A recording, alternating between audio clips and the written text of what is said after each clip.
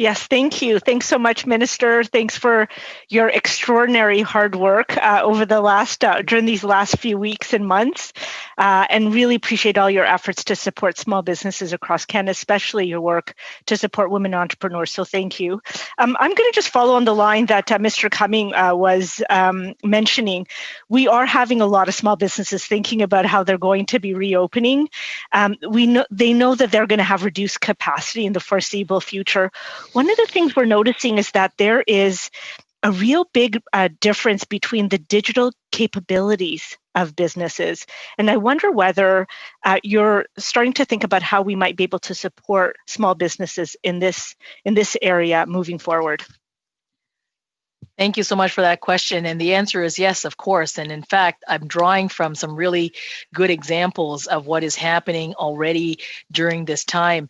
Those businesses that have been able to pivot and create a digital presence or a greater digital presence is able to deal with, to offset some of the losses that they're getting because of closing their doors. I like telling this story. It's a great, great women entrepreneur out of Atlantic, Canada. Business had only been open for 2 months, and it's a bakery business. She had to shut her doors, of course, because of the requirements.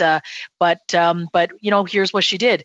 She shut her doors. She has 5 employees. Used the wage subsidy to be able to pay those employees, half of whom are bakers. Managed to take the CEBA loan, and with that CEBA loan, paid the top up of the 25%, so her employees are whole. But she also invested in a new online ordering system, and a couple of her staff now are working on those order intakes and so forth. So she's managed to be able to get additional revenue to supplement what she's not able to do on her front door business. And that's but one example among many and many and many. So the answer is yes, and very much thinking about how we can further support businesses in this way.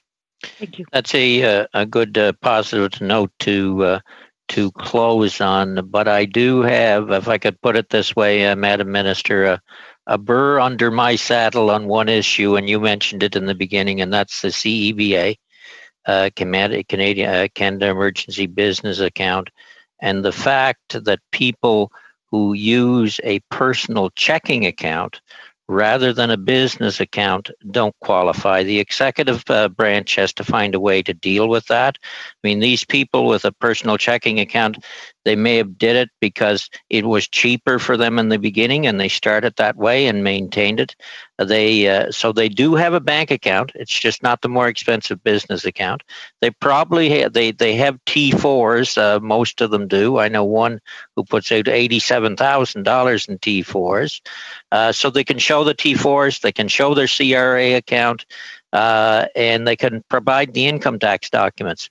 They should qualify. So I'd say, let's get it done. On that, I thank you very much for the information you provided, for answering our questions, and for appearing before the committee today, and wish you and your staff and the others around you, the department, much success moving forward. So thank you. Thank you.